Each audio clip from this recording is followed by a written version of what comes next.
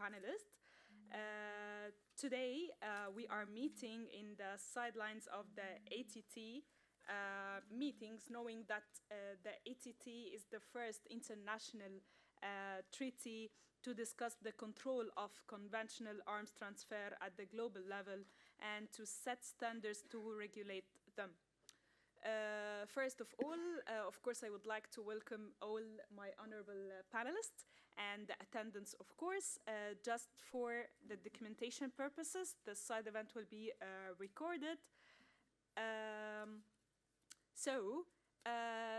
Actually, concerning today's side event, and as we are on the sidelines of the ATT, of course, since the treaty entered into force, the international community's goal has been to support the implementation of the treaty on one hand and to promote it, to make it more countries ratifying it on the other hand.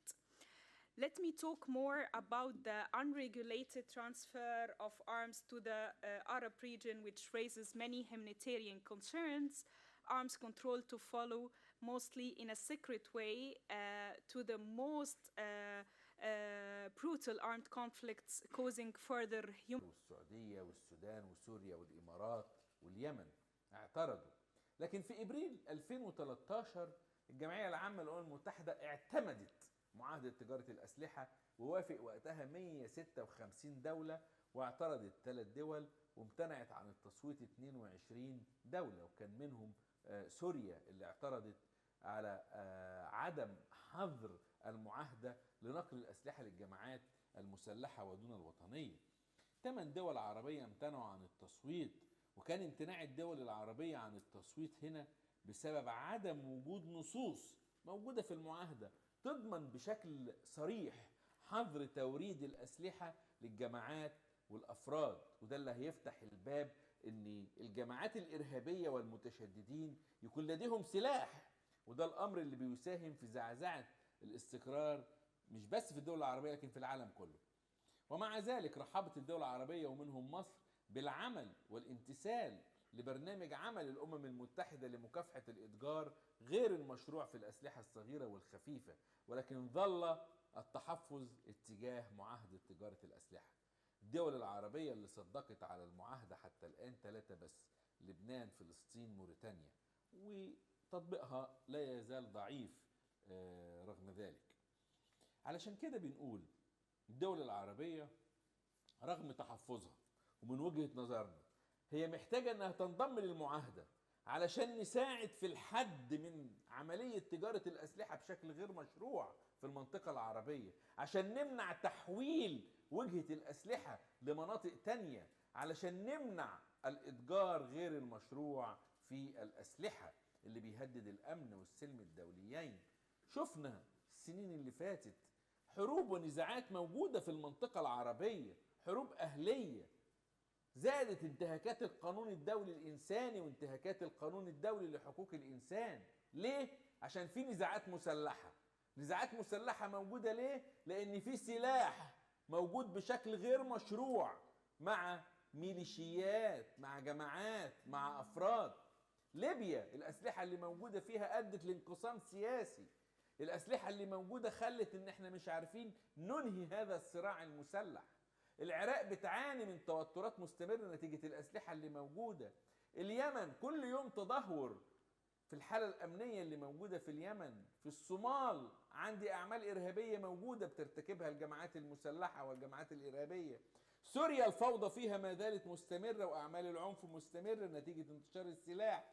السودان وما أدراك ما السودان، عمليات النقل غير القانونية للأسلحة اللي بتروح لإيدين حميتي أدت لتأجج الاضطرابات اللي موجودة هناك وجرائم حرب. غزة كلنا شفنا وبنشاهد الأسلحة اللي راحت إلى سلطة الاحتلال الإسرائيلي ودمرت غزة ومن في غزة. النهاردة وإحنا بنتكلم وقاعدين في الفاعلية يوجد آلاف من المواطنين والناس بتموت بسبب تجارة السلاح الغير مشروع.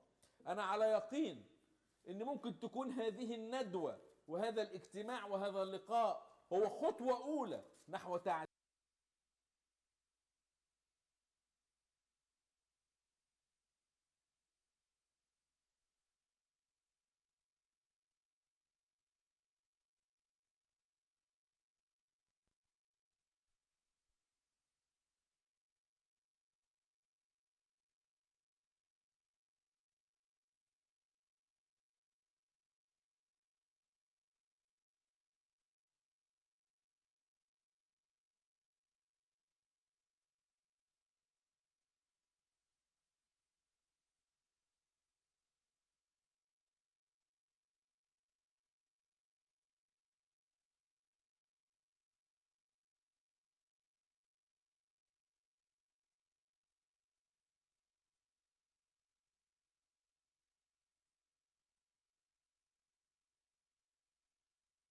highlight the key benefits for Arab countries to adhere to the Arms Trade Treaty. First, preventing arms for reaching perpetrators of violation of international humanitarian law. One of the fundamental principles of the Arms Trade Treaty is the obligation of states not to authorize the transfer of arms when there is a risk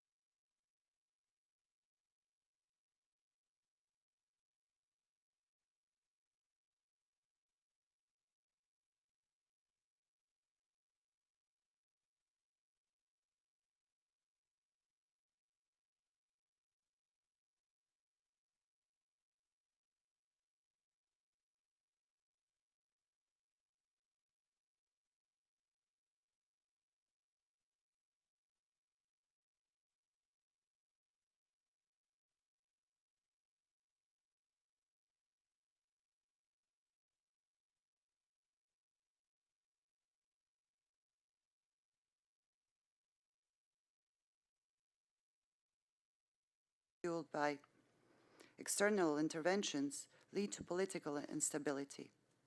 Perhaps the clearest example of this is Libya, which signed the treaty in July 2013, but the continuation of armed violence within it is further delaying its accession to the treaty.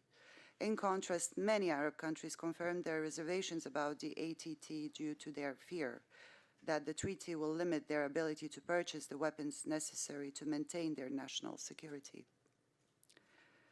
They indicate the need for the treaty to include explicit provisions guaranteeing the right of states to self-defense.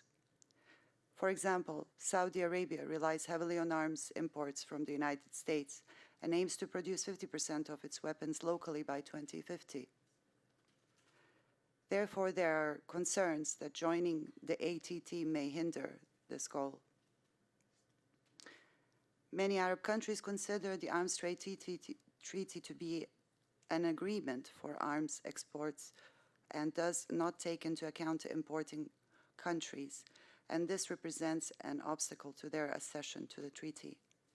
The provisions of the treaty give exporting countries the power to control the countries on which they depend for exports to meet their national defense needs, especially Article 6 on the treaty, exports related to bans, as well as Article 7 related to exports, all and their evaluation. Many Arab countries also consider that the treaty clearly ignores the existence of explicit texts prohibiting the supply of weapons to non-state actors, such as armed and terrorist groups and organized crime groups.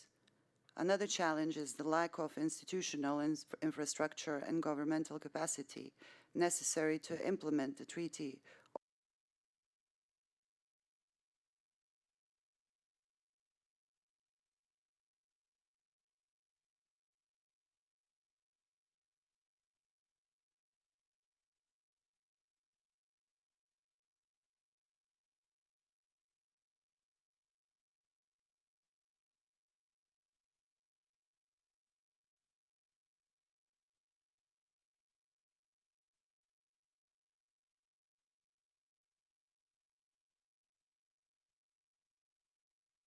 countries to ratify this convention, because nowadays we are facing a very alarming situation, which is what? The diversion of arms. We need the diversion of arms that reach the non-state armed group in Africa, in Arab countries. I think our two panelists have raised this, and Mr. Ayman also. He talked about the situation, for example, in Yemen. He talked about the situation in Sudan.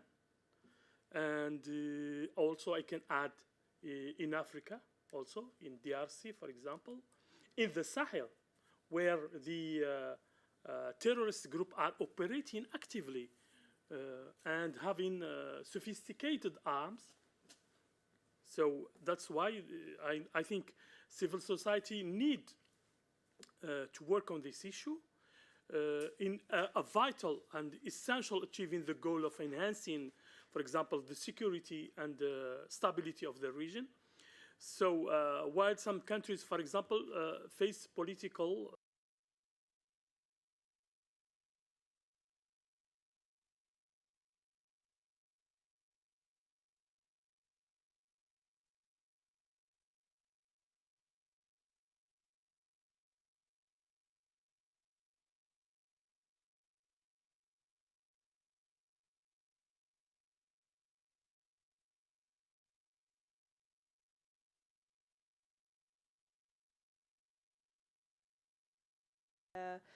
comments to add or any questions, and then we're gonna get back to the experts here to reply on it. And then we will conclude at the end with their recommendation and final remarks. So if anyone would like to take the floor, please raise your hand and introduce yourself. I would like to learn the relationship between normal trade treaties and this treaty. Are there any interactions or something like that? Thank you.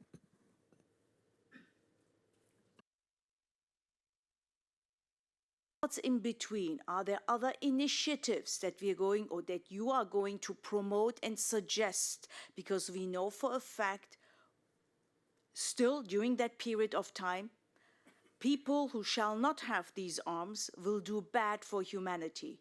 What are the interim solutions and suggestions that can be implemented like quick wins, I would say, to prevent more harm to humanity? Thank you.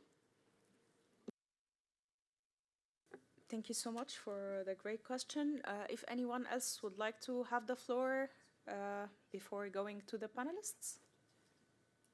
Okay. Who would like to start with?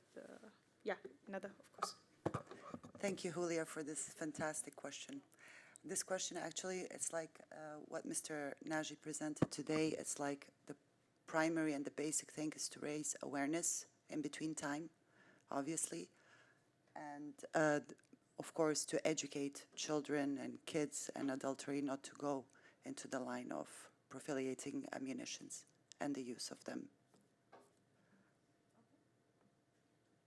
Thank you. And you would like to take the floor? Yeah, okay.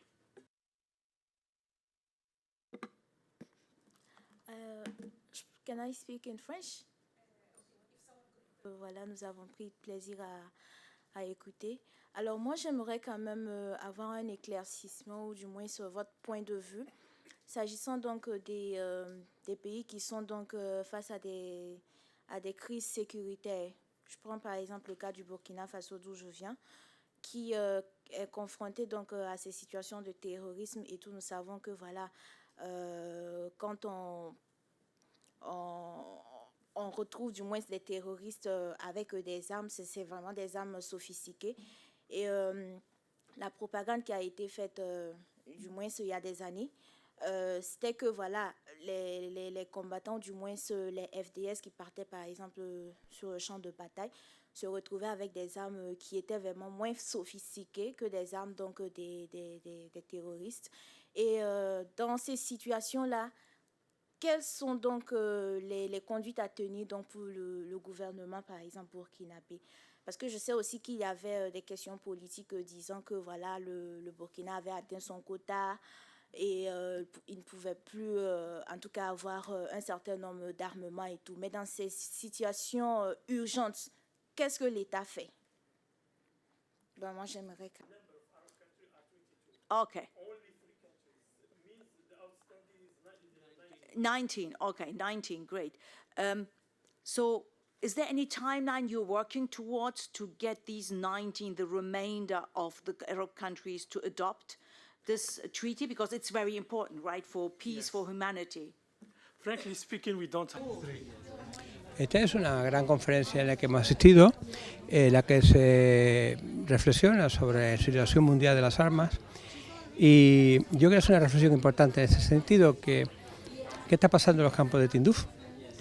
Cuando los niños, que deberían estar educándose para la paz, para tener un mundo en paz, son educados para la guerra y se han convertido en una verdadera academia de niños para la guerra.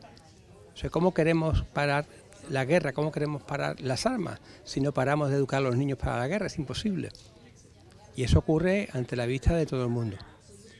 Y no podemos soportar hoy para mañana que existan academias militares de niños pequeños para el uso de la guerra y para terroristas. Y sobre todo debemos de acabar con esta infame cantidad de dinero que se gasta en armas y cero educación. Hi, I'm Hilya Kurt. I'm a professor at Swiss School of Business and Management, and I'm here to listen. I was here to listen actually to this wonderful and very important topic of the ATT. And what is it about?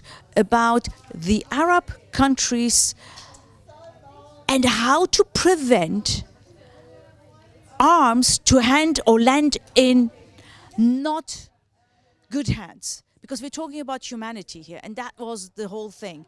It's a civil society which started this wonderful, wonderful initiative. It belongs and it involves lots of collaboration among civil societies, networking and collaboration amongst all the countries who are actually involved, because at the end of the day, who suffers? It's humanity, it's kids, it's actually the mothers, the people in the country who suffer from these type of exchange and trade of arms, which shall not happen at all. So I think this was a really, really great initiative to start with. I enjoyed the conference. The experts were top on and notch on. It's the start, but it's a start for a good ending. And it will take a long time, but it doesn't matter. The important thing is that we start and raise awareness and talk about it until we get everyone involved and adopting the treaty. Thank you so much. Thank you. Very excellent. Excellent. ناجي مولاي حسن رئيس شبكة الهيئة المستقلة لحقوق الإنسان في شمال أفريقيا. إذن عقدت ندوة دولية اليوم بجنيف بمركز المؤتمرات خلال يعني الدورة 58 مجلس حقوق الإنسان، ندوة دولية حول يعني معاهدة تجارة الأسلحة من طرف يعني مؤسسة ماعت وكذلك مؤسسة الهيئة المستقلة لحقوق الإنسان. تناولنا يعني التحديات التي تواجه معاهدة تصديق على معاهدة تجارة الأسلحة وخصوصا الدول العربية، وكانت هناك توصيات من أجل التصديق عليها. كذلك تناولنا يعني التنقير غير قانوني للأسلحة، حيث لاحظنا أن الأسلحة تصل إلى الجماعات يعني المسلحة في شمال أفريقيا، في أفريقيا وكذلك في الشرق الأوسط، وهذا يؤثر يعني على التمتع بحقوق الإنسان. إذن كانت هناك توصيات مهمة بخصوص هذا الموضوع، وهي ضرورة اشتغال المجتمع المدني على موضوع يعني التصديق على معاهدة تجارة الأسلحة من طرف الدول العربية وكذلك الدول الإفريقية، حتى نتجنب يعني التنقيل غير قانوني للأسلحة وخصوصا من طرف الجماعات المسلحة المنتشرة في إفريقيا والشرق الأوسط. وشكرا جزيلا. Bonjour, je m'appelle Laura Gomez Pérez, je suis experte dans la question des droits de l'homme, surtout dans la question de l'enfance. C'est ça qui m'amène aujourd'hui dans cette panel. et comment ça peut toucher les commerces d'armes vers la jeunesse et l'enfance des gens et des enfants qui habitent dans le pays en conflit. Justement, avec cette nouvelle génération et cette nouvelle génération aussi d'armes qui nous amène à des nouveaux challenges, il faut qu'on travaille ensemble depuis la société civile, car on est des points entre la population et aussi les acteurs clés. On peut changer la réalité que confrontent tous les enfants et les gens qui sont dans les pays en conflit. On peut aider pour les rapports des données sur les terrains et aussi entendre les voix de la population vers les États avec les acteurs clés pour changer leurs circonstances. Merci beaucoup.